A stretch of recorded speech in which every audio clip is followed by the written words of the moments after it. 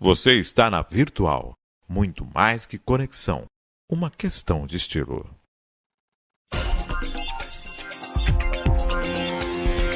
Virtual News.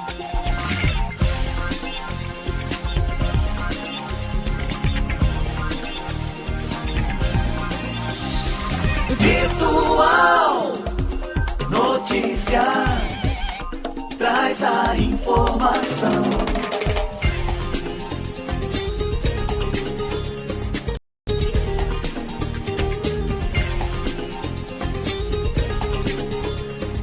Virtual News. 9 horas mais 44 minutos. Um bom dia para você. Começa agora o Virtual News desta terça-feira, 19 de setembro de 2023. Um bom dia aos poderes constituídos, Executivo, Legislativo e Judiciário.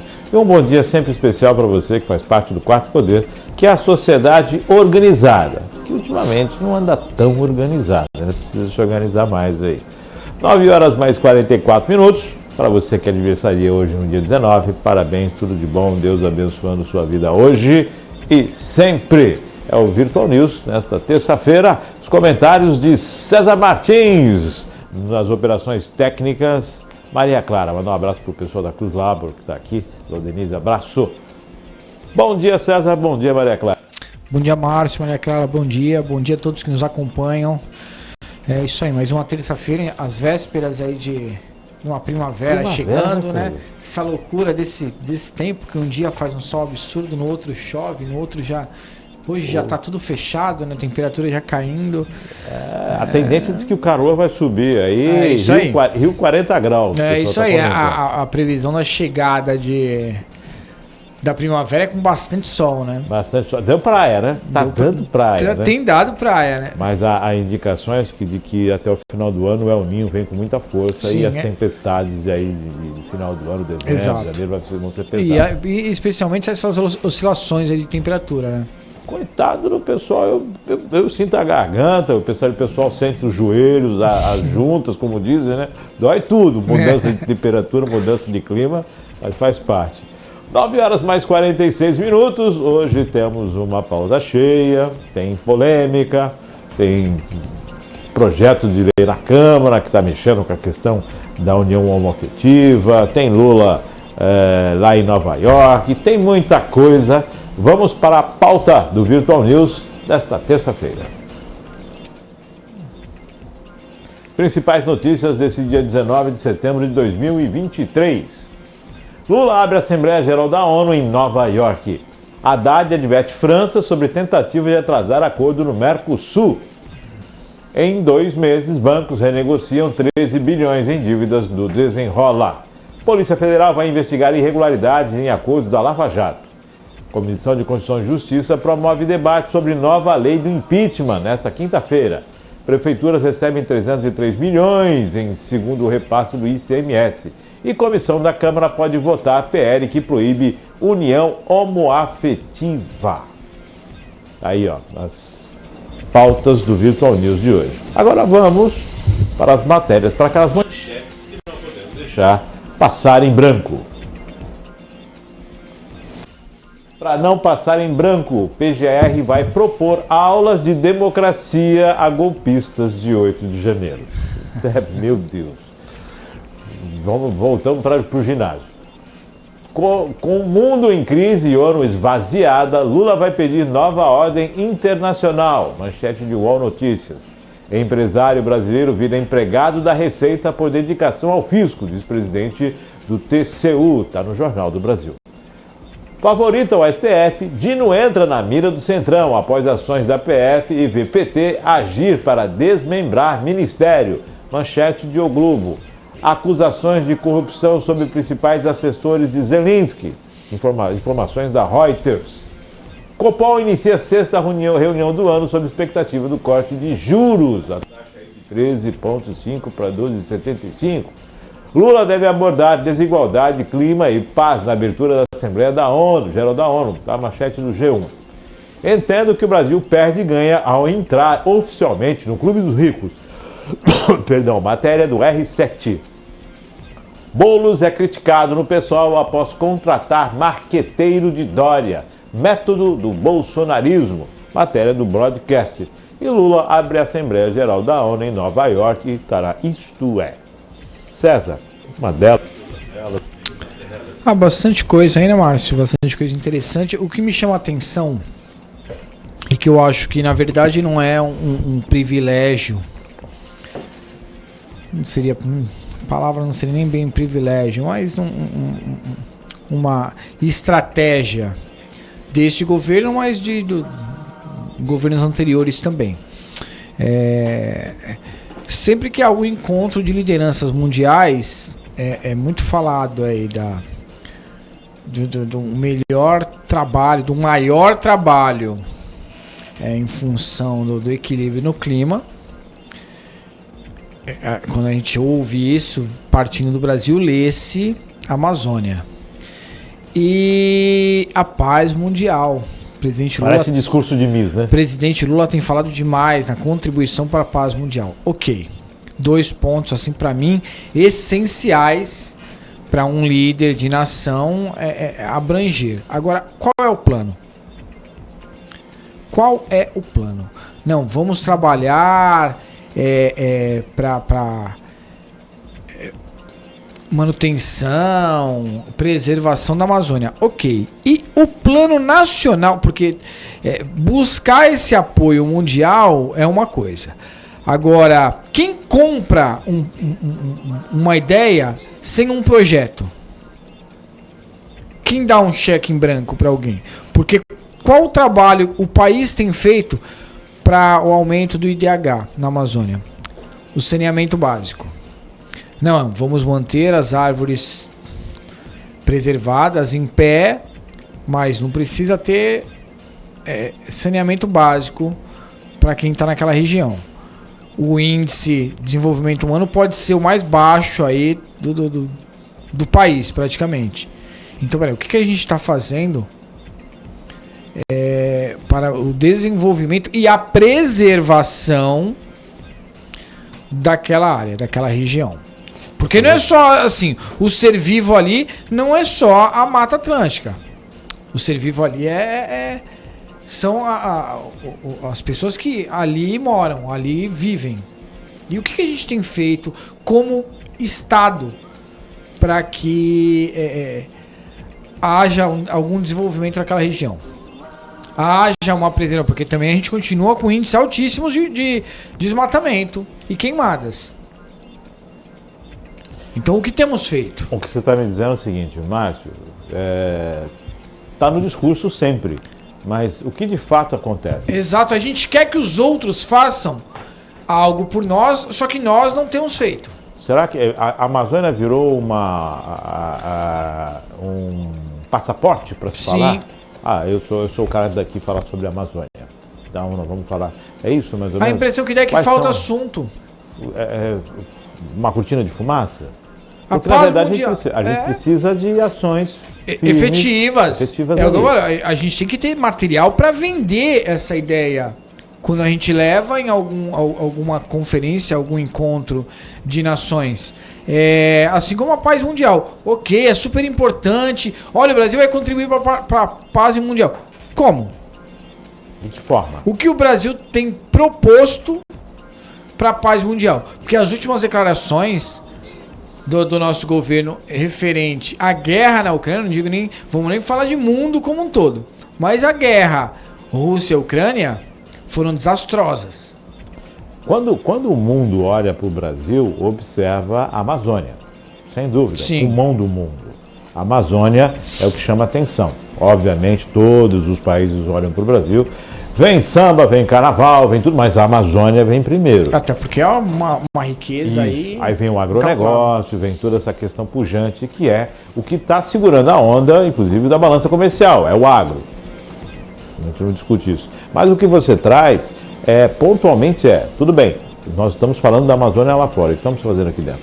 Exato, a gente quer buscar um apoio de algo que primeiro a gente não consegue controlar, que é o desmatamento e a queimada. A gente não tem poder sobre a os dois Amazônia. estão muito interligados.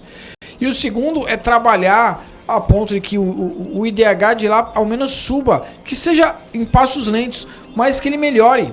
E isso não tem acontecido. Como desenvolver toda a região que compreende a floresta amazônica, mantendo o bioma, mantendo a sustentabilidade, desenvolvendo. É isso aí. Qual é a formatação para a Amazônia? Nós vamos desmatar, nós vamos ocupar de que forma? A gente não pode somente, e assim, o que eu concordo, eu acho que esse discurso tem que ser mantido, só que ele tem que ser mantido de forma efetiva e aliado a ações. Não, a Amazônia é nossa. O que? A Amazônia é nossa. Inclusive a responsabilidade pelos povos e pela floresta. Nossa. Então é tudo nosso. Porque a gente está falando da Amazônia e tem uma CPI falando da questão das ONGs. Né? De 10 anos que ONGs estão lá recebendo verba do governo, recebendo dinheiro e índios passando por necessidade. E que nada aconteceu. Aí está rodando aí nos aplicativos, está rodando na rede social uma declaração quanto ao recebimento por parte de caciques referente a números de índios nas aldeias. Quer dizer, toda uma situação que precisa ser passada a limpo. Exatamente. Para que a gente tenha, é o que você falou, autoridade, envergadura moral para falar, aqui a Amazônia somos nós e é desse jeito que a gente precisa. Não dá para buscar só os direitos pela Amazônia, mas tem que arcar com os deveres também. Falando em Copom, começa a ser uma da reunião e essa questão da Selic. Vai baixar, não vai baixar? Vai para 12,75? Como é que fica, César? A gente tinha mais otimismo, né? Desde a última reunião do Copom, a gente tinha um otimismo de que chegaria nesse momento com a plena certeza de que a taxa baixaria.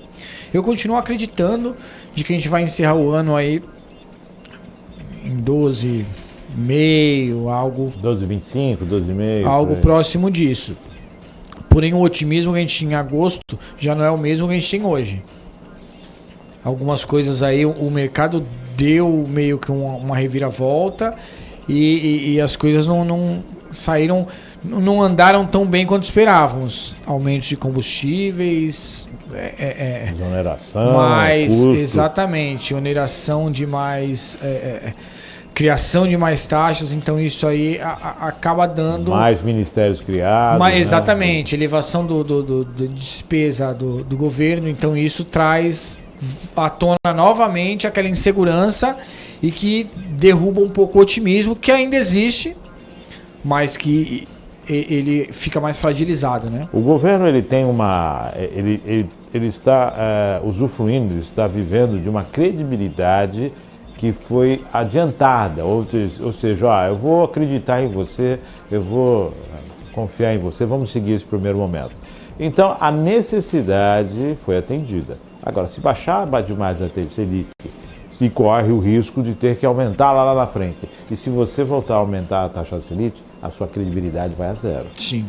Então é um momento muito crucial de saber, vamos manter ou vamos baixar. Porque se nós baixarmos, não tem como retroceder. Porque o retroceder é dar um tiro no pé do governo. Ô Márcio, tem um detalhe importante. No começo do ano, se vendeu uma ideia de que a elevação de custos seria para custear algumas promessas de campanha e itens essenciais, aumento do salário, previsão de um aumento maior do salário mínimo, aumento de Bolsa Família e etc. Só que não é só isso que foi aumentado. A gente tem elevado os custos, as viagens do presidente elevaram os custos muito, né? Muito. O cartão corporativo está batendo recorde de despesa. A gente está falando em 9 meses, 8, nem 9 meses completos de governo ainda. 2/3 do governo. Então, peraí, a gente tem elevado custos que não estavam na ideia que foi vendida no começo do ano e que aí sim se deu vamos dar uma credibilidade, vamos antecipar a você um crédito que você ainda não fez por merecer. Então, quer dizer, se isso começa assim... A nossa previsão de déficit para esse ano, ela só vem subindo, jamais baixando, quando deveria estar sendo o contrário. Mesmo com uma previsão de desenvolvimento, de elevação de PIB, maior do que o previsto no orçamento aprovado para 2023. Mesmo assim, o nosso déficit continua gigantesco e crescendo. E como sanar esse déficit? Sim. Vai tentar abaixar 0,5% da Selic que a gente paga menos? Qual é o objetivo aí? Ó, é aqui está a situação. Se alterar a taxa, corre-se o risco de ter que subir a taxa. É isso aí. E se tiver que aumentar a taxa Selic depois, acabou a credibilidade. Não, aí o mercado internacional freia, Não, porque, aí exato. os investimentos correm, aí o governo vai ficar antes com a dificuldade. e assim, nesse ponto eu achei de muita coerência o presidente do Banco Central quando argumentou exatamente isso. Não adianta a gente baixar a taxa Selic, porque não é o que vai fazer baixar a inflação. Então a gente tem que ter um equilíbrio e tem que ter uma coerência para quando baixar, essa baixa de fato refletir a realidade econômica do país. Não adianta baixar só por uma questão populista. Fazer uma bola... Não, você... vou dar... Assim, a gente não está em campanha, Márcio. A campanha já passou. Então a gente precisa, na verdade, trabalhar com realidade de fato. Não dá para baixar só para fazer uma bolha para se retirar. É isso aí. Né? E daqui a pouco ter que levar novamente, porque aí o país entra num buraco que para retomar... Assim, a retomada no país sempre é mais lenta. Se isso acontece, fica pior ainda. E as ações da Polícia Federal em cima de alguns deputados e tudo mais têm deixado partes do Centrão não satisfeitos com o Dino, que também pode ir para o STF. E a própria bancada do PT já está querendo desarticular, desmobilizar a pasta, dividir, subdividir. Quer dizer, o Dino pode sair ou não. Mas se sair, não sei como é que fica. Ele é um dos preferidos do presidente para assumir o... Ele estava querendo assumir o STF e acho que o irmão dele estava querendo assumir a PGR também. Já estava naquela situação de colocar o nome na lista lá também, Sim. né? Volto a lembrar. Quem indica é o presidente, mas quem aprova é o Senado. É isso aí. Então, não adianta depois colocar a culpa na presidência, não. O Lula é culpado. Não, o Lula indicou. Vocês aprovaram. Sim. Então, fiquem, né? Não tem... o governo pode indicar. Isso é discricionário do presidente. Ele indica quem ele quiser. O Senado é que aprova. Mas é autoritarismo? Não. O presidente indicou. Você é que aprova ou não. A responsabilidade é sua. 10 horas, vamos para a pauta? Eu só queria fazer mais um adendo, mais um comentário de uma pauta aí com um tópico aí que eu achei bem interessante, né, cara? Porque a gente vê como a gente tem transferido a responsabilidade de forma grotesca dentro do nosso país. PGR quer dar aulas de democracia aos acusados de dia 8 de janeiro. Márcio, quem primeiro precisa ter aula de democracia é quem está no topo da hierarquia. E quando eu digo isso, eu me refiro ao STF.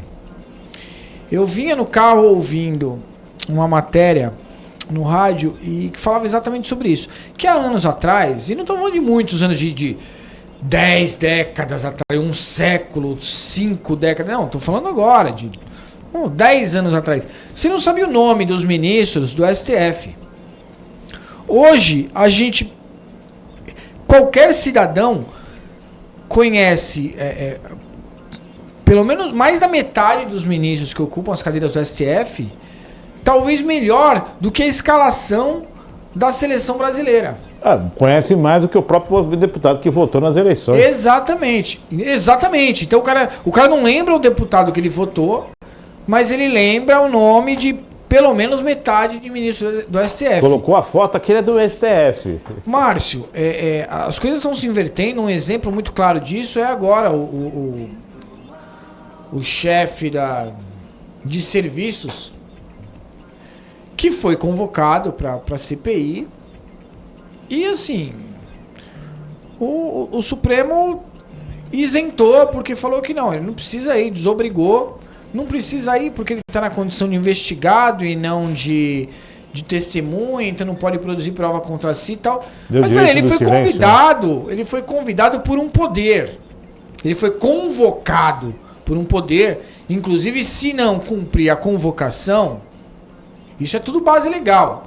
Se ele não cumpre a convocação, ele pode ser conduzido de forma coercitiva. Opa, você é obrigado a ir. Ele tem o direito, o que a lei permite é o direito dele ficar calado. Ir ele tem que ir, se agora vai falar ou não. Aí o Supremo vai lá e atropela. E assim, pra mim isso é princípio de democracia. Se os poderes, que é quem rege as leis, as execuções, a Constituição, é quem está ali para trabalhar exatamente no regramento que a população vai trabalhar. No Executivo, Legislativo e Judiciário. Se os poderes não têm igualdade de força, se o Supremo continua trabalhando como se fosse o pai dos demais poderes, como é que a gente quer falar de democracia para o cidadão? O que me chama a atenção, César, e aí o pessoal pode me criticar, não é a minha opinião, tudo bem, cada um pode ter a sua, mas a partir do momento que eu determino que você é obrigado a ter a democracia, eu estou ferindo o seu direito. Eu não posso. Parece que é tortura agora? Agora eu vou te colocar ali, você vai ficar assistindo. Isso não pode ser feito, de forma alguma. Aulas você dá lá na escola. Você vai lá, aula de cidadania, aula de responsabilidade, direito, começa lá na base, né? Para que você não tenha 8 por aí de novo. Agora, eu vou fazer. Isso me parece mais uma atitude tão assim, pífia, porque está longe. Está longe, pô, pelo amor de Deus, país de mais de 200 milhões de habitantes. Você fala, vou dar. Pô, os caras estão sendo punidos ali e acabou. E não é errado, hein? Só que o que a gente tem notado é que muita gente acha que passou do ponto, né? São 17 anos de prisão, aí é uma outra discussão. Mas a condenação de quem cometeu os atos, isso aí ninguém é contra, né? Exato. Agora, a forma como está se colocando, isso está gerando um certo... Mas a lei está aí para ser exercida. Mas você bem falou, se é harmônico, como é que você vai? Exato. Não, e assim, é cientificamente comprovado. O que convence é o exemplo, não o discurso. Perfeito, perfeito. Lembrando, né, que quando Bolsonaro e Michele foram convidados a depor, isso simultaneamente, né? Fez toda uma estrutura simultânea para que os depoimentos não tivessem combinação, os dois ficaram calados. Acabou. Tudo que se esperava, os dois ficaram calados, pronto. Mas bem lembrado, César. Vamos, aula de democracia aí, o pessoal do 8 de janeiro. 10 horas mais 5 minutos. Vamos para as pautas do Virtual News. Haddad adverte França sobre tentativa de atrasar acordo do Mercosul com a União Europeia. Uma eventual tentativa da França de atrasar o fechamento da nova versão do acordo entre o Mercosul e a União Europeia pode ter consequências trágicas, disse ontem o ministro da Fazenda, Fernando Haddad, em viagem a Nova York. Segundo o ministro, o acordo precisa ser fechado até dezembro, porque a sobrevivência do bloco sul-americano depende do resultado das eleições na Argentina. O presidente Lula está insistindo com a Europa para que a gente feche o acordo ainda este ano. Não sei o que será do Mercosul se o acordo não estiver fechado e se tivermos um resultado exótico nas eleições da Argentina. Um país como a França tem de prestar atenção às consequências de um atraso, declarou o ministro durante o painel. A economia brasileira rumo à transformação ecológica promovida pela Universidade da Colômbia, em Nova York. Segundo o ministro, o fechamento do acordo é importante porque a criação de uma nova zona de livre comércio deslocaria o centro de gravidade da economia global. Viajou na maionese. Mas... César, eleição... Quando se tem eleição no país, o que você aguarda? O próximo governo. Sim. Eu vou fechar acordo de... E o próximo governo? Agora, a Argentina desestabiliza o mundo, desestabiliza... E o Brasil, onde é que fica nisso? Não tem poder, não tem condição, não tem estrutura, não tem equilíbrio? A Argentina é o ponto principal do Mercosul?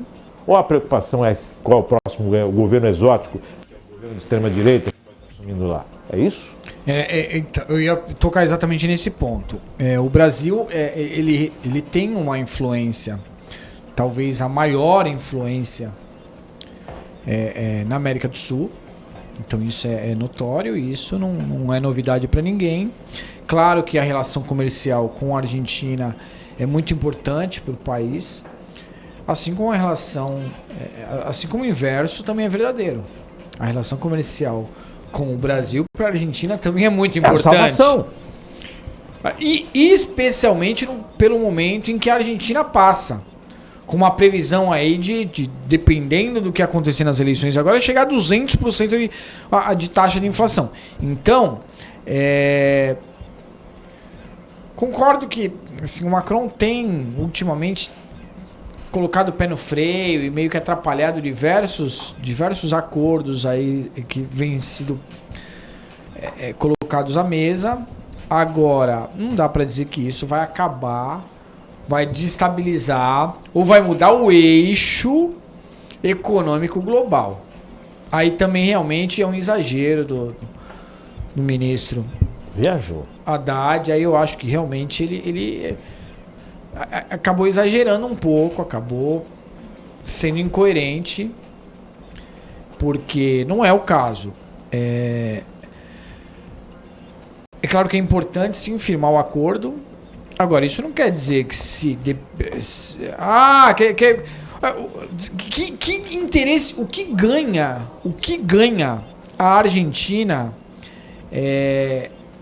atrapalhando ou evitando fazer parte de uma aliança global que no final das contas só vai favorecer o seu mercado internacional.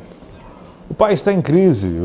Mês passado nós falamos aqui a respeito das garantias que o governo está tentando dar para as indústrias nacionais que podem estar exportando para a Argentina. Essa questão da indústria automobilística que envia peças, compra carros, toda essa situação que envolve, lembra que estavam querendo colocar, não, vai pagar com dinheiro chinês, vai ser feito um intercâmbio lá, e não sei quantos milhões, vai para cá, vai para lá, que não andou ainda. Quer dizer, e aí agora, olha, tem que fazer agora porque tem eleição lá. Deixa acontecer a eleição na Argentina. O país está num momento difícil. Acalma e espera. Definiu a população, os argentinos decidiram o que eles querem e vai ser respeitado se diz o que eles querem. Se é um exótico ou não, acho que o termo foi impróprio. Eu concordo, eu ia falar exatamente isso. O que é exótico? Exótico é diferente do que tem hoje? É diferente do que tem hoje. Mas peraí, o que tem hoje está funcionando com quase 200, com a previsão de chegar até o final do ano a 200% de inflação, não tá funcionando, não está. Então o próprio povo argentino entendeu isso, está percebendo e daí a busca por uma mudança. O Brasil teve um governo exótico? É isso? Então... O Brasil tem um governo exótico? É isso aí. Então o que é o exótico nesse sentido? Né? Então nós estamos falando de um país à escolha dos seus habitantes, né? Nós estamos falando da Argentina, da escolha dela, vamos respeitar. Respeitaram a nossa aqui, a gente tem que respeitar a nossa. Isso aí. E eu acredito que seja isso, né? Agora, que vai depender, porque na verdade... Não. O Macron está fazendo o dele, o Haddad está correndo atrás do dele, e o Brasil fica aguardando para ver a melhor situação. É isso aí, e a gente sabe que essa relação é importante para todos os envolvidos, seja Europa, seja América do Sul. Então, eu não consigo entender também, enxergar que o eixo econômico global vai ser alterado por conta da eleição na Argentina. Eu acho que aí realmente é muita pretensão achar que a Argentina é um país muito importante, mas achar que a Argentina vai... Se a China resolver mexer nas reservas econômicas dela e pegar um monte de dólar que ela tem em jogar, aí a gente vai para o eixo econômico. Fora isso, não dá. 10h11, próxima matéria. Lula abre a Assembleia Geral da ONU em Nova York. O presidente Luiz Inácio Lula da Silva participa nesta terça-feira em Nova York da abertura da 78ª Assembleia Geral da Organização das Nações Unidas, a ONU. Tradicionalmente, cabe ao governo brasileiro fazer o primeiro discurso da Assembleia Geral da ONU, seguido dos presidentes dos Estados Unidos. Essa tradição vem desde os princípios da organização nos fins dos anos 1940. As mensagens nas redes sociais, Lula diz que vai discursar na ONU às 9 horas, 10 horas do local. Está começando já, né?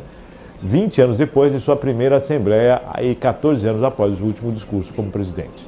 É a 8ª vez que o presidente brasileiro abrirá a Assembleia da ONU. A comitiva do Brasil é formada por 12 ministros. 7 ministros participarão de eventos ligados diretamente à Assembleia. Os demais não fazem parte da delegação, mas estão na cidade cumprindo agendas oficiais, que até agora ninguém falou nada dessas agendas oficiais.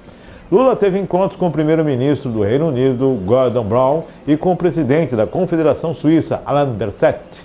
Amanhã, dia 20, o presidente vai se reunir com o líder da Ucrânia, Zelensky. Essa eu quero. O encontro foi confirmado pelo Palácio do Planalto e deverá ocorrer na parte da tarde, mas o horário exato ainda não foi informado. No mesmo dia, Lula será recebido pelo presidente dos Estados Unidos, Joe Biden, em evento que já estava previsto há algumas semanas. os mandatários vão lançar uma iniciativa global para a promoção do trabalho decente. As informações aí são da Agência Brasil. Zelensky está enfrentando uma dificuldade muito grande na Ucrânia agora, uma outra situação relacionada à corrupção no governo. Pessoas próximas a ele, líderes do governo junto com ele, pessoas muito próximas e que ocupam cargos no governo, eles teriam aí facilitado muitas vezes a questão da corrupção. Isso são denúncias no meio de um momento em que a Ucrânia enfrenta aí a invasão russa. Tudo isso aí ainda vem colocando mais penduricalhos nessa discussão, nesse enfrentamento agora. Então, além disso, ele tem que ficar à frente do governo e ter aí o apoio da população ucraniana. Lula vai se encontrar com ele à tarde, não tem horário definido. De repente, até nem se encontra, né? Lula vai estar com o Biden em um período e com ele em outro. Vamos ver como é que vai ser esse encontro, essa conversa entre os dois países, entre o Brasil e a Ucrânia. Isso aí que a gente aguarda, né? 78, é a 78ª reunião da ONU. O Brasil fez aí, acho que 14 a 20 apresentações, se não me engano. Vamos aguardar, né? Está começando lá agora, vamos ver o que o Lula diz pra gente lá, em relação como vai ser o discurso nessa abertura, e vamos aguardar o presidente do Brasil, né? Sim, é como você falou, eu acho que assim, até pela ausência de algum Macron não vai estar, não vai haver, Baseada, né? não vai ter representante russo também, então a grande estrela, não sei se seria estrela, mas o holofote vai estar voltado exatamente ao Zelensky nesse encontro, até por toda essa situação que vem acontecendo, e talvez acabe nem ocorrendo esse encontro, até porque o Zelensky ele se mostrou bem reativo após... E precisamos também fazer a meia-culpa, foi desastroso o início da relação Lula e Zelensky, né? As narrativas iniciais foram... Exato, então ele não tem também tanta simpatia por essa relação. Precisamos mudar isso, né? É importante que isso seja alterado, né? Reiniciado, né? Vamos começar de novo. De uma maneira correta, melhor, enfim. É delicado. A situação da Ucrânia é bem delicada, né? A situação do presidente, do líder da Ucrânia é bem delicada nesse momento. E torcer aí para que as coisas acabam fluindo aí de uma maneira melhor, porque realmente não só da nossa parte, e isso a via de mão dupla, né? Tanto o Brasil para com e da Ucrânia para com o Brasil.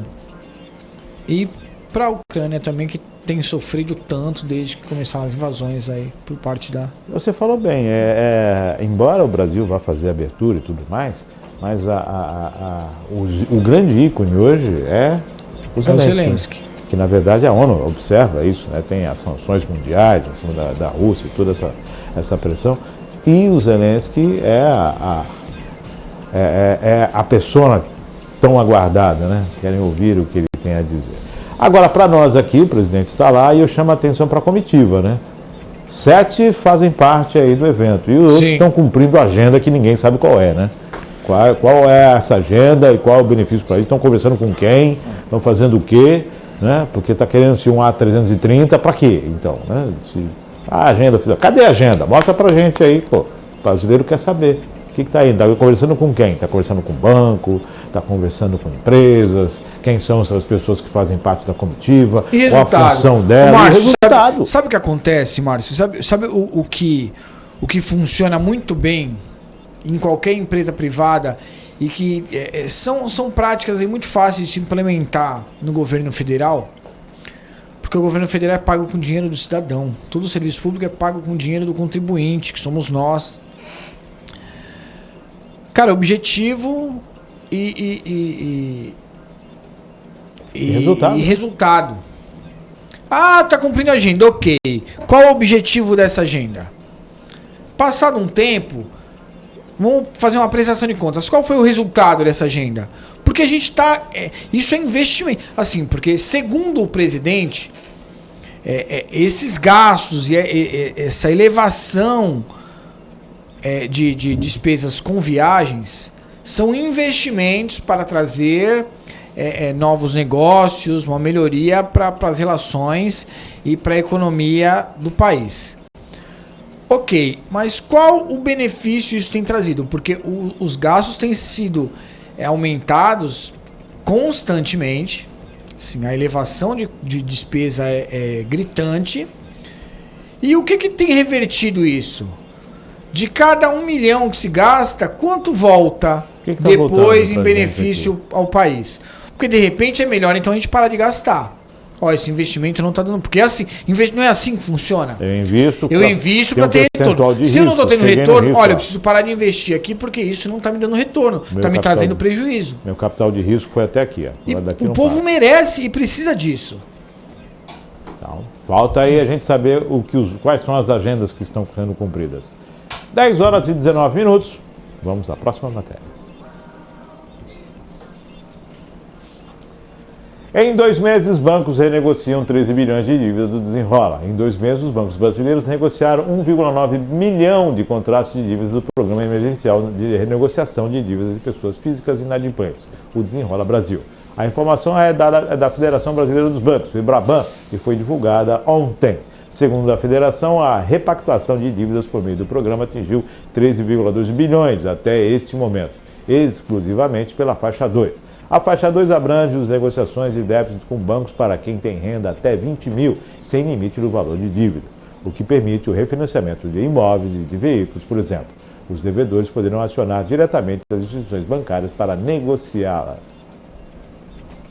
Desde que foi implementado, informou a Febraban, cerca de 1,1 bilhão e meio de clientes bancários foram beneficiados pelo programa. Ainda de acordo com a federação, as instituições financeiras limparam o nome de cerca de 6 milhões de clientes que tinham dívidas bancárias de R$100. O Desenrola Brasil informou ao Ministério da Fazenda que tem o potencial de beneficiar 70 milhões de pessoas. A adesão ao programa vai até 31 de dezembro. As informações são da Agência Brasil. 60 milhões de brasileiros, nós somos 200 e poucos milhões. Se tirarmos crianças, não sei quanto é que sobra. Então 50% da população financeiramente ativa está devendo? É isso? Mas, a grosso modo? É que tá. Eu acho importante as negociações, tá? Eu acho importante as negociações. Assim, o Brasil realmente ele tem um nível de endividamento muito alto. Então eu acho importante essa faixa de endividamento aí e de público. Eu acho que é uma faixa que tem poder aquisitivo para negociar e cumprir a negociação. Tá? Então, porque a gente está falando de rendimentos até R$20 mil, né? Quer dizer, é uma faixa que, se bem negociado dentro do seu orçamento, consegue arcar com as parcelas de uma renegociação. Então, é importante para o cidadão que deixa de ter o seu nome negativado, é importante pro credor que tem a dívida quitada. Agora, a gente tem que ter mais responsabilidade quando a gente dá crédito. Aí eu volto ao assunto. Supremo voltou a decidir que deve sim ser autorizado o crédito consignado aos beneficiários do Bolsa Família. Agora, o Bolsa Família ele já é um recurso muito limitado que não custeia o mínimo para a população sobreviver. Então, quer dizer, sobreviver com aquilo já não é o suficiente. E como é que em cima daquilo você gera crédito? Ali já são pessoas que não têm um emprego e uma renda para poder manter a sua subsistência, manter a sua sobrevivência e manter com dignidade a sua família comendo, morando. E aí como é que dali você ainda gera um crédito? Como essa pessoa vai ter condição de arcar com o empréstimo, Márcio? O crédito sob consignado, você me chama a atenção, e eu concordo com você quando você fala essa... O governo ele faz o Supremo ele determinou que a possibilidade de se fazer o consignado sobre o Bolsa Família. Mas espera aí, quando eu faço um consignado, eu vou antecipar todas aquelas parcelas do Bolsa Família. E a família recebe hoje. E no mês seguinte? Porque o Bolsa Família ele é pago mês a mês, justamente para manutenção, porque senão o governo chegar e falar, por ano você vai receber isso, estou te dando já o dinheiro já, para o ano todo. E quando você vai trabalhar, quando você vai para o consignado, você está antecipando os rendimentos e pagando por isso. Quer dizer, antecipação por antecipação, seria mais fácil o governo antecipar, então. Sim. Então, ao antecipar as tuas 6 parcelas, eu vou pagar aqui, você vai receber menos 20%, tá, na antecipação. Tá aí o teu dinheiro, o do Bolsa Família de uma vez só para você, e com esses 20% eu vou passar para outra família. Perfeito. Então, no final do ano, o governo vai gastar 20% a menos com o Bolsa Família.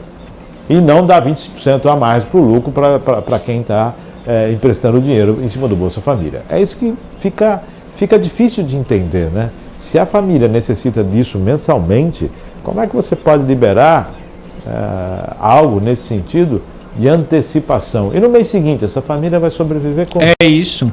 Ela vai ter um recurso. Assim, se com recurso integral, Márcio, já é difícil ela custear a sua despesa mensal, com esse recurso reduzido por conta de um parcelamento, como que ela vai manter? E assim, como ela vai pagar suas contas no mês e ainda dali tirar parte para pagar um empréstimo? Márcio, porque quando o governo autoriza isso, ele entende que a ação dele não está atendendo às necessidades emergenciais. Não, e assim, sabe o que eu acho mais? Porque são divergentes as ideias. Por um lado, você está criando um programa para reduzir o endividamento, e por outro, você está buscando dar crédito a quem hoje ainda não tem condição de ter crédito, né? De ter crédito. Então, não dá pra gente. Aí que tá. A gente precisa dar aula de economia financeira. A democracia tá longe aí. Exato, a gente tem que dar aula disso. A gente tem que ensinar as pessoas a lidar, a trabalhar com dinheiro. Assim, que o dinheiro, se a gente não tratar, não cuidar e não for responsável, a gente não adianta assim fazer como o governo faz, prever um déficit. Porque a família não pode ter déficit, Márcio. Quando ela tem déficit, ela deixa de ter crédito, ela deixa de ter condição de se manter. Porque aí, além dela não ter o dinheiro do mês, ela ainda vai estar devendo alguém. E aí vai chegar uma hora que ela já não tem mais nome regular para poder fazer N contratações. Então, peraí. A gente primeiro tem que regularizar a situação, ótimo, eu acho que nesse ponto o governo fez um trabalho legal. Você vê a quantidade de gente que tinha dívidas de até R$100. Cara, R$100, Márcio. Como é que a gente está dando crédito para quem recebe 500 por mês? Lembrando, as pessoas foram retiradas o nome da negativação, mas a dívida continua. Exato. Só isso, é só para lembrar. 10h26, próxima matéria. Polícia Federal vai investigar irregularidades de acordos da Lava Jato. A pedido do Conselho Nacional de Justiça, CNJ, o ministro da Justiça e Segurança Pública, Flávio Dino, vai encaminhar à Polícia Federal uma determinação para investigar a origem e o destino do dinheiro oriundo dos acordos da delação de leniência firmados na Operação Lava Jato. É um imperativo legal, se eu recebo um documento oriundo da CNJ como narrativa de crimes, eu sou obrigado a mandar para a Polícia Judiciária para que ela proceda à investigação, explicou. Ele disse que recebeu nesta segunda-feira um ofício do Corregedor Nacional de Justiça, ministro Luiz Felipe Salomão, sobre os indícios de irregularidades. O corregedor também sugere a criação de um grupo de trabalho com instituições do Poder Executivo para analisar a situação dos depósitos judiciais. Segundo Dino, será feita uma consulta aos órgãos do Poder Executivo para verificar a possibilidade de realização do grupo de trabalho. Na semana passada, o relatório parcial de inspeção realizada pela CNJ na Terceira Vara Federal de Curitiba apontou que os acordos eram homologados pela vara sem todos os documentos necessários, com a apresentação das circunstâncias de celebração e das discussões ocorridas entre as partes. As informações são da Agência Brasil. Vamos procurar tudo que tem agora e está certo, tem que fazer todo o levantamento, né? Mas lembrando que são acordos lenientes, as empresas que declararam, aceitaram a culpa, fizeram o acordo, devolveram o dinheiro e isso está lá. Se está faltando documento, deve ser documento que comprove mais alguma coisa ou menos alguma coisa. Agora, a grande questão é, para onde vai o dinheiro? Que está todo mundo aí buscando problema onde tem o dinheiro. Tem lugares aí que está faltando dinheiro e estão dando problema. Então, essa questão do acordo, vamos dar uma olhada, é tudo em cima de Curitiba e em cima de tem a grana. E eu quero saber qual é o interesse, para onde é que vai a grana? Quantos milhões tem lá? Lembrando que esse dinheiro foi devolvido devido ao quê?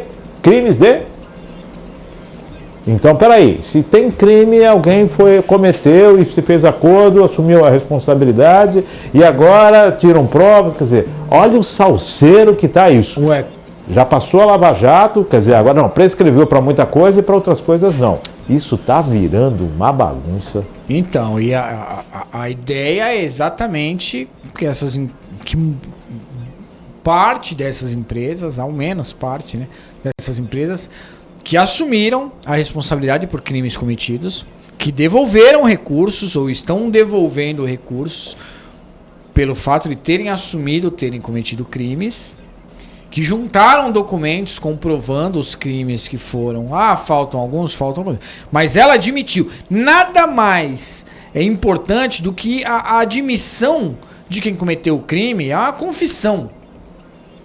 Ele confessou um crime. E a gente está querendo anular, assim, basicamente o que o judiciário quer fazer é anular essa confissão. Anular os acordos e anular a dívida. Anular os acordos, e aí não tem mais dívida, se não tem acordo, se não tem confissão, não tem dívida. E nesse caso, então, nós teremos inclusive que devolver o dinheiro corrigido. E permitir que essas empresas que assumiram, que confessaram ter participado de crimes em processos públicos de contratações, voltem a prestar serviço público. Márcio, aí realmente a gente está invertendo a ordem de qualquer organização, de qualquer Séria, né? Da seriedade. seriedade que a gente busca ter. Lembrando que o Toffoli falou, não, prova é uma coisa, a leniência e os acordos permanecem. O Toffoli tinha aquela questão das provas e tudo mais, os acordos permanecem. Gente, parece que agora estão querendo fazer o Lava Jato da Lava Jato. E aí eu entendo que a gente tem que colocar tudo em pratos limpos. Perfeito! Mas espera aí. Não dá para virar as costas e falar, não, ali não aconteceu nada. Não, teve devolução de dinheiro, o país pediu desculpas, ex-presidentes na América Latina foram presos. Não, envolveu acordos com diversos outros países. Porque muitos dos crimes foram cometidos não só no Brasil, mas também em outros países. Países então, pediram desculpa pela grana da corrupção que estava depositada lá. Então, tem muita coisa envolvida.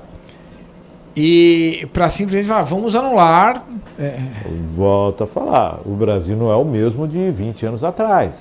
O Brasil de hoje está muito mais antenado, está muito mais atento e está muito mais ativo. Claro. Está muito mais ativo. Nós temos aí uma parte da população que votou, outra parte votou contrária. Então é preciso se governar e respeitar a todos. E fazer a justiça pela justiça e não pela conveniência.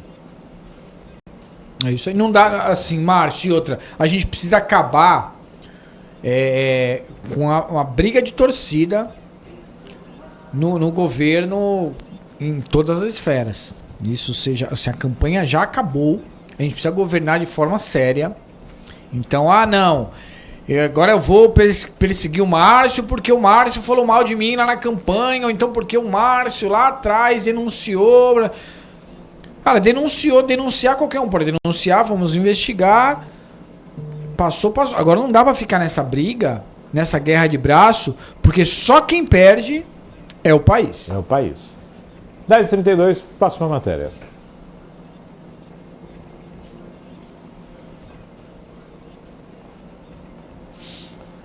Comissão de Constituição e Justiça promove debate sobre nova lei de impeachment nesta quinta-feira. A segunda audiência pública sobre o projeto que estabelece novas regras para processo de impeachment será realizada nesta quinta-feira, às 21 horas, dia 21, às 10 horas, na Comissão de Constituição e Justiça. Em debate será o projeto de lei PL 1388/2023 do senador Rodrigo Pacheco, do PSD de Minas Gerais, presidente do Senado, que faz alterações nos crimes de responsabilidade e nos ritos processuais relacionados a eles. A proposta aumenta a lista de crimes na relação dos que implicitamente tornam o presidente da República passível da perda de mandato e submete autoridades às regras da Lei de Responsabilidade Fiscal. O PL 1388/2023 ainda amplia o rol de autoridades sujeitas a processos de impeachment, incluindo vice-presidente da República, advogado-geral da União, comandantes das Forças Armadas, chefes de missão diplomática permanente, ministros do TSU, ministros do Ministério, membros do Ministério Público e magistrados das 3 instâncias do Poder Judiciário. O evento será interativo. Os cidadãos podem enviar perguntas e comentários pelo telefone da Ouvidoria do Senado, 0800 021 2211, ou pelo portal da Cidadania, que podem ser lidos e respondidos pelos senadores e debatedores ao vivo. As informações são da agência Senado. Bom, quinta-feira, o pessoal pode participar através do telefone do 0800 fazer um questionamento. Eu não sei se a linha vai conseguir abranger todo mundo, né? Porque se o país resolver ligar para esse negócio, vai congestionar. E eu garanto que o brasileiro teria muita vontade, muita pergunta para fazer, né? Para se esclarecer. Agora, ampliando, melhor, né? Pega todos os poderes, todas as instâncias do judiciário, sobra para todo mundo agora o impeachment. E o vice também dentro do negócio. Mas nada mais justo. Se você foi eleito nessa chapa exatamente, cai. Nada mais justo. Eu não chego nem a dizer, de repente, da chapa cair, porque às vezes não são nem todos que estão envolvidos. Mas que a gente tem que ter, sim, abertura e mecanismo para acessar todos os poderes. Porque se você não tem o cargo, eu volto a dizer, você está ali representando uma nação, atuando em função de 200 milhões de habitantes. Não é só sob seu interesse. Então, se você está atuando de maneira errônea, ilícita, lesando, seja o cidadão, seja a instituição, a pátria como um todo, tem que sim passar por um processo, e se ficar comprovado que realmente não agiu de forma legal, ser destituído do cargo e sofrer as devidas sanções. Vamos observar do último impeachment que teve, na condição também da Lava Jato, de todos os inquéritos, houve uma corrupção que foi constatada, que foi comprovada, e aí a gente pergunta, onde é que estavam as agências de controle do poder público? Depois quando estourou a Lava Jato, a gente começou a ver as pessoas vindo, olha, eu tinha ideia, eu fiz... Não, peraí, você tinha ideia, mas você fez o quê? Qual foi o seu apontamento? Para onde você enviou? A prevaricação também é um crime. É crime. Então a gente observou e está bem posto aí essa questão de se fazer essa reforma e ampliar essa condição do impeachment. Impeachment todo mundo. Quem não cumpriu o seu papel, que pague pelos seus atos. Nada de ad eterno, você pode ser destituído a qualquer momento. Faça direito e permaneça. Porque o simples tapar de olhos também é um crime de Isso, omissão, cooperação, né? de omissão. Então vamos aguardar. De quinta-feira começa o debate. É debate por enquanto, mas daqui a pouco já vai para a análise do pleno. 10h36, próxima matéria. Prefeituras recebem 303 milhões do segundo repasse do ICMS. A Secretaria da Fazenda e Planejamento do Estado de São Paulo, Cefaz, nesta terça-feira, realizou o segundo repasse do ICMS relativo ao mês de setembro para 645 prefeituras paulistas. O total depositado às administrações municipais foi de 303 milhões, referentes à arrecadação de 11/9 a 15/9. Com os depósitos realizados hoje, o valor acumulado distribuído às prefeituras nesse mês sobe para 1 bilhão e 4 milhões. Os valores correspondem a 25% da arrecadação do imposto que são distribuídos às administrações municipais com base na aplicação do Índice de Participação dos Municípios, IPM, definido para cada cidade. 645 prefeituras, 303 milhões, nesse período eu achei um valor menor do que geralmente é repassado. Isso significa que o ICMS reduziu também. Sim. Vendas, período, o mês de setembro, tudo isso reflete. A gente coloca essa matéria aqui, César, para que quem acompanha o Virtual News, o pessoal que está acompanhando ao vivo, o pessoal que acompanha depois as postagens dos drops, das matérias, o que é o ICMS, quanto representa para cada município e o que é essa questão da reforma tributária, onde os municípios produtores vão perder parte desse índice que traz esse ICMS, que vai deixar de existir para os municípios, para essa verba municipal. Isso acaba mudando.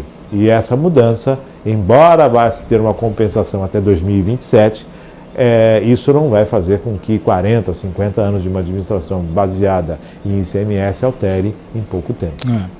Lembrando que ainda tem bastante confusão, né, quanto a essa reforma, esse imposto unificado, né, que eles chamam esse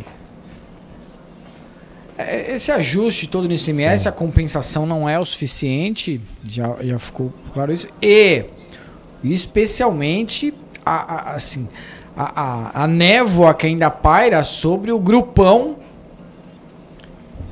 que vai coordenar a distribuição desse recurso, com que critério, com que força, com que poder, quem de fato vai fazer parte, vai ter uma cadeira nesse grupo, nesse conselho.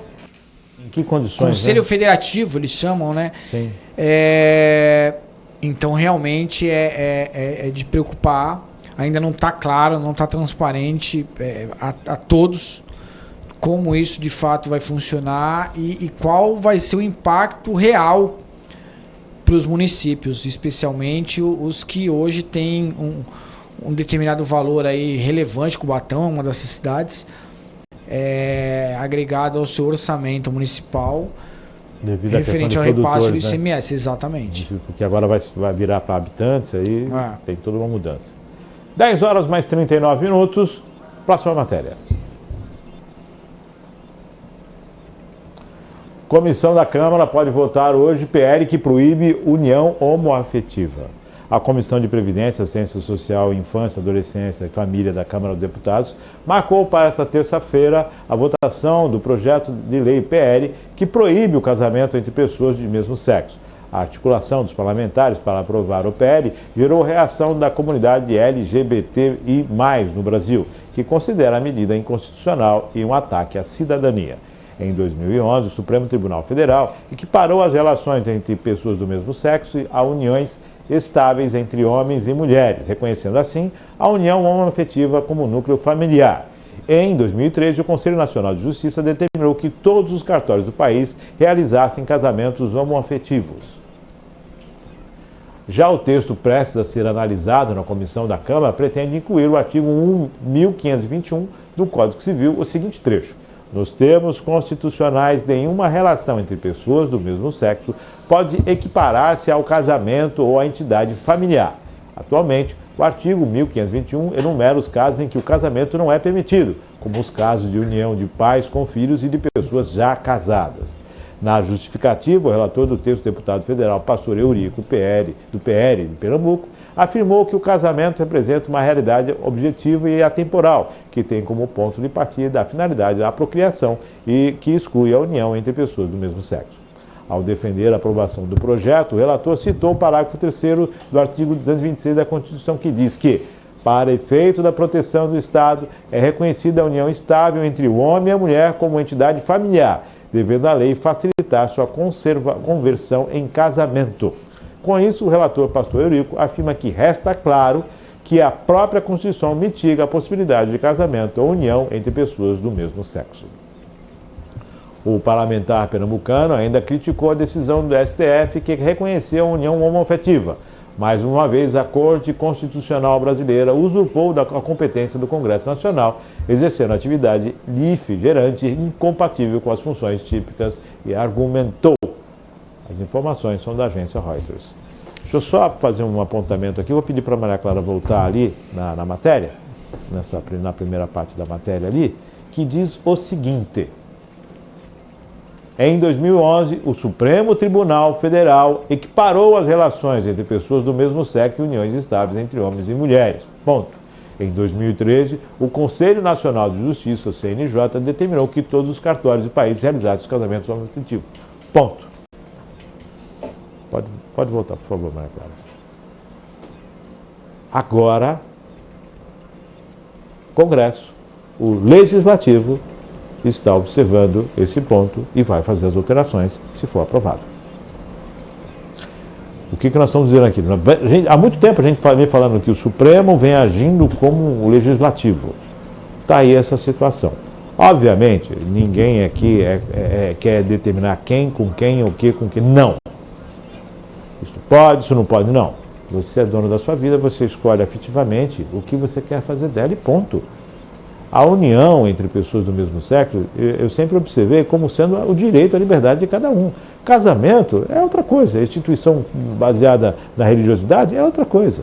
Então, a união homoafetiva, o que ela veio a garantir? O direito sobre bens, sobre pensões, o direito, porque muitas pessoas construíram vida juntas, e quando um ente desse partia, né, devido à morte, morreu, o outro não era herdeiro. Agora você imagina, você construir a vida inteira com uma pessoa e ao final, além de perder esse ente, você descobre que não está amparado pela lei? Já começa outra coisa. Ah, mas é casamento. Eu não quero discutir essa questão de casamento. Se você quer dar o nome da sua união de casamento, ela é casamento para você. Se você quer dar união, é casamento.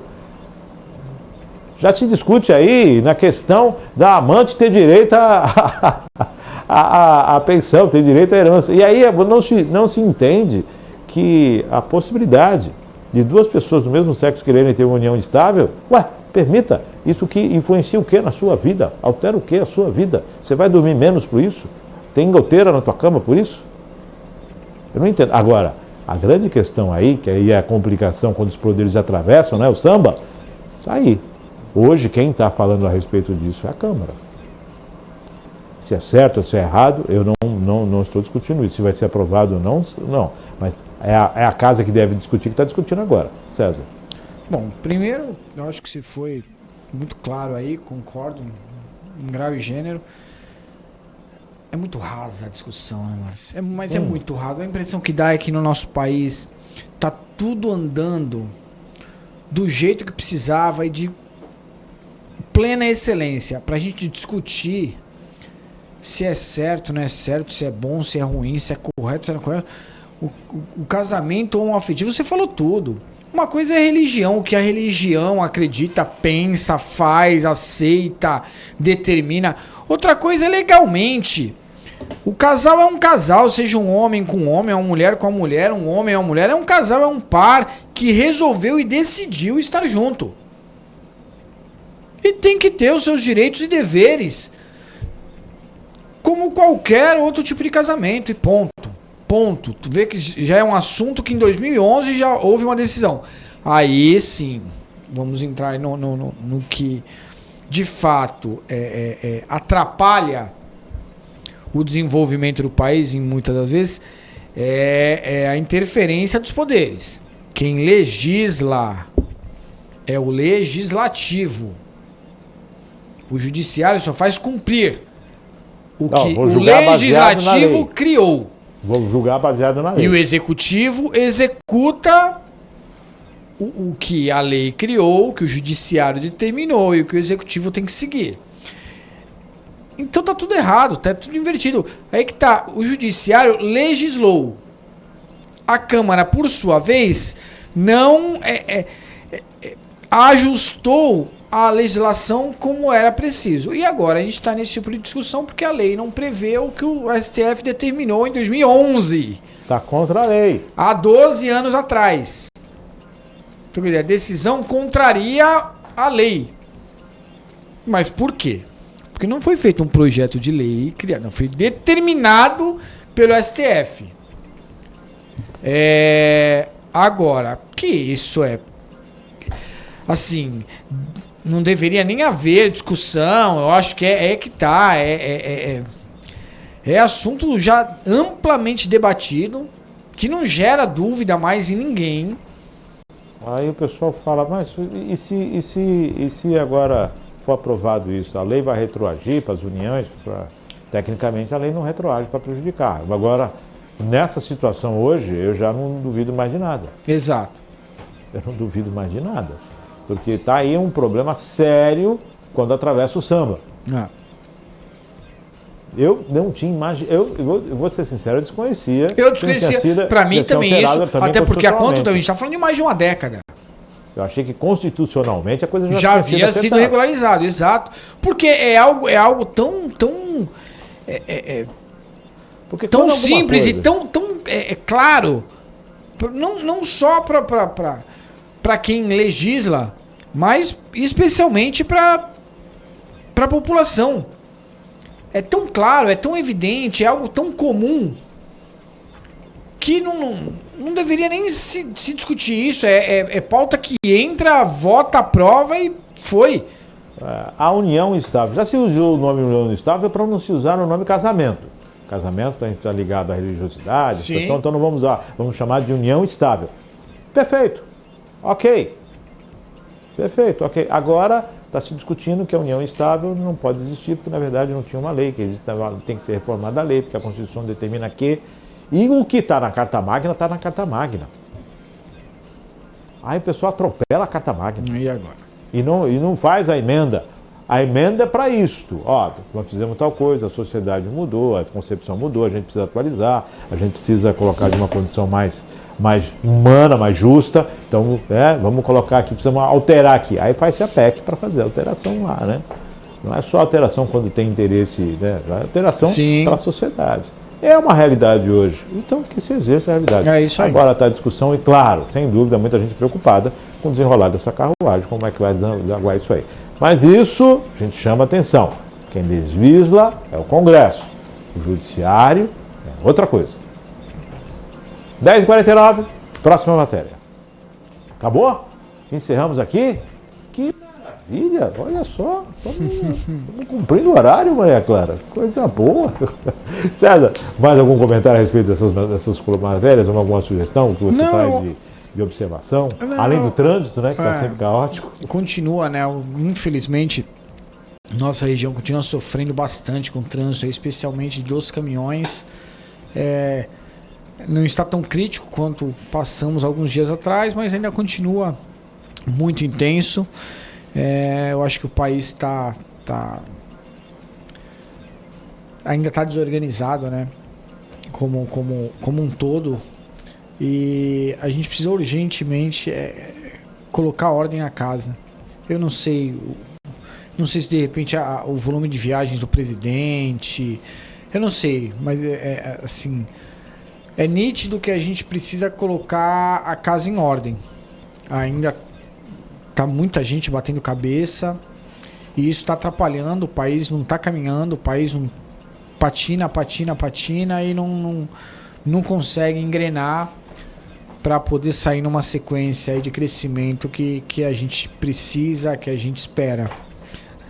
Então, eu acho que o único ponto de atenção, a única coisa que me preocupa, a única coisa que eu enxergo, que realmente a gente não está conseguindo engatar aí a marcha necessária para caminhar, mesmo que numa velocidade menor, só que de forma constante. Eu entendo que nós precisamos avançar, principalmente na forma em que a política é feita. Nós estamos discutindo política de governo, por não existir política de Estado, objetivos de Estado. Eu vou colocar uma questão muito clara aqui. A travessia seca entre Santos e Guarujá. Ontem eu falei aqui, e falo novamente, vamos trazer Moisés, porque ele bate o cajado, o mar abre e o pessoal passa. Porque caso contrário, não acontece. E a mesma coisa em relação agora aos caminhões.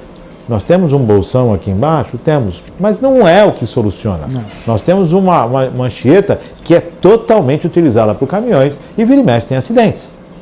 Os acidentes nas manchetas acontecem sempre, porque um fluxo maior de veículos descendo. Quer dizer, necessidade de um bolsão é no alto da serra, antes da descida. Antes de você ter o trânsito congestionado aqui. Se você quer fazer o caminhão de silo, então o governo institui aí o estacionamento e quem tiver dono da mercadoria paga. O caminhoneiro ficar estacionado, aguardando o momento de descer. Agora, o que não dá é para você complicar toda uma situação, inclusive escoamento de produção, que atrapalha tudo. E será que as pessoas não veem? Quer dizer, onde é que está a política do governo? Onde é que está a determinação de política de Estado? Aquela coisa que independe de quem está no governo tem que ser executada, tem que ser entregue para a população. Sim. Aqui, em relação à passagem seca, é Moisés. Agora, ao bolsão, eu não sei quem é que a gente pode conclamar biblicamente. Tecnologia não falta, né, Márcio, para poder implementar isso. Pô, vou dar um exemplo básico aí, cara. O caminhão veio do Planalto para Baixada, ele vai ter que passar pelo pedágio. Sejam sem parar, ou seja pagando a tarifa. Cara, coloca um controle ali, não tem agendamento, bloqueia. Bloqueia, vai descer ali. Bloqueia, vai encostar, vai multar, e aí para, entendeu? O desrespeito com agendamento. Enfim, alternativas existem. Falta, eu acho que um pouco mais de boa vontade, um pouco mais de olhar, sabe, de parar e se preocupar, ter empatia com os demais. Porque você não pode beneficiar 2 atrapalhando uma região inteira. Então, assim, precisa da empatia, precisa da boa vontade, precisa ter determinação e vontade de fazer acontecer, vontade de resolver, Por isso que eu falo, se é determinado como uma política de Estado, algo que tem que ser feito, qualquer governante eleito vai ter que se virar e cumprir. Sim. Você está acima, não é? Vou sentar aqui, eu vou fazer o que eu quero. Não, você vai fazer o que a sociedade determinou que tem que ser feito, as necessidades dela. Porque você tem um governo que executa, tudo bem. Se você pega um outro que não executa quase nada, piorou, né? E isso não serve só para o Estado, não. Né? Isso serve também para os municípios. É isso aí.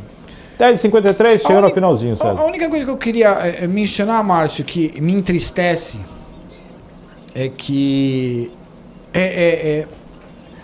a gente comenta isso em diversos programas, mas é incrível como a cada semana aparece uma novidade e mais um fato assustador na manutenção das escolas municipais de Cubatão. E isso entristece porque o tamanho do desrespeito é uma coisa absurda. A gente teve um caso da caixa d'água do Colégio João Ramalho, em que apareceu um animal morto na água que era distribuída às crianças. Ontem os vereadores, junto com o sindicato, foram em mais uma escola, se não me engano, na Rio Grande do Sul, e aí você tem lá uma cisterna que tem uma tampa aqui. Primeiro que as crianças ficam em cima da tampa, no seu horário de recreio, no seu horário de lanche, no seu horário de brincar. A tampa totalmente degradada, enferrujada, qualquer um que encosta ali se rasga inteiro, despejando objetos contaminantes na água, que é distribuída para alimentação, consumo. Você está falando de cisterna no chão. Exato. Caixa, quer dizer, choveu, corre para ela. Choveu, corre para ela. Você lavou, assim, não sei se chegou a ver o vídeo que os não, vereadores não passaram. É uma casa, ela não tem um pingo de vedação, então a lavagem, assim, a não ser que não lavem, mas a lavagem que os funcionários e assim, e não estou aqui falando da escola, porque a escola ela precisa sim, os funcionários precisam fazer a limpeza da escola, então precisam lavar, até porque ali é um local onde é feita a refeição das crianças, então precisa ser lavado. Então o produto utilizado na lavagem vai para dentro da cisterna. Choveu, vai para dentro da cisterna. Animal passou, vai para dentro da cisterna. A ferrugem da tampa vai para dentro da cisterna.